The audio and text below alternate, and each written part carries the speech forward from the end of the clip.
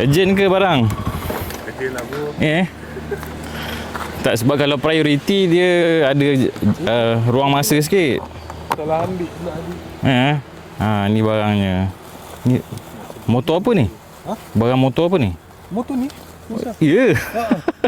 Ni Tadi ni. clutch apa?